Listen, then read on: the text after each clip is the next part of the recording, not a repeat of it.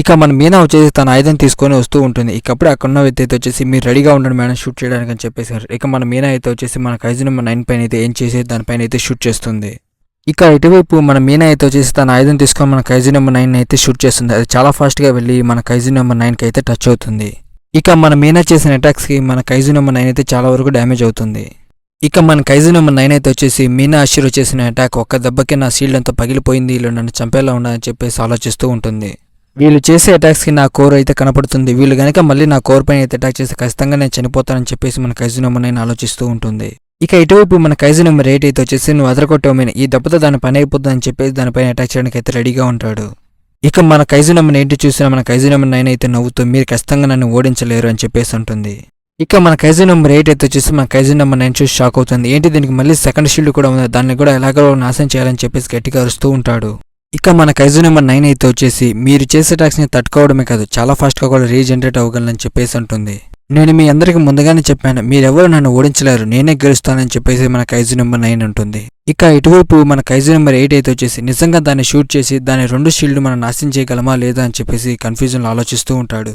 ఇక మన cousin number 8 అయితే వచ్చేసి బాధపడి ఎటువంటి ప్రయోజనం ఉండదు, ఎలాగైనా సరే దాన్ని అంతం చేయాలని చెప్పేసి మనోడు దానిపైన అయితే అటాక్ చేస్తాడు.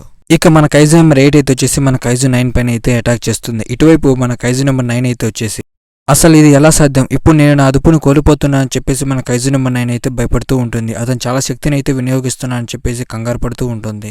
ఇక తర్వాత మనకు చీఫ్ని అయితే చూపెడతాడు. ఇంకా మన చీఫ్ అయితే చనిపోలేదు, మనోడు కాన్షియస్ ఇంకా కజిన్ నెంబర్ 9 అయితే మిగిలి ఉంటుంది.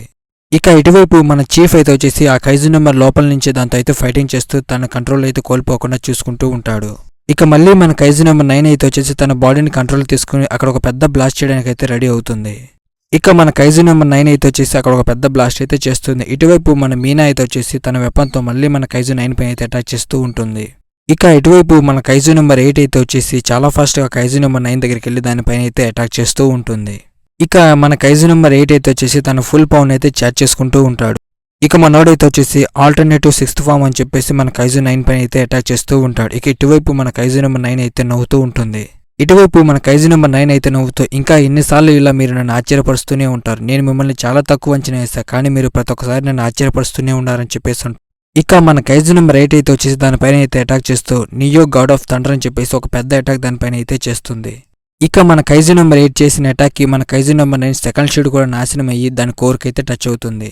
ఇక మనోడు చేసిన అటాక్కి అక్కడ ఒక పెద్ద బ్లాస్ట్ అయితే జరిగి కొన్ని షాక్ వేవ్స్ అయితే క్రియేట్ అయ్యి అక్కడ ఉన్న ప్రదేశం మొత్తం అయితే నాశనం అయితే అయిపోతుంది.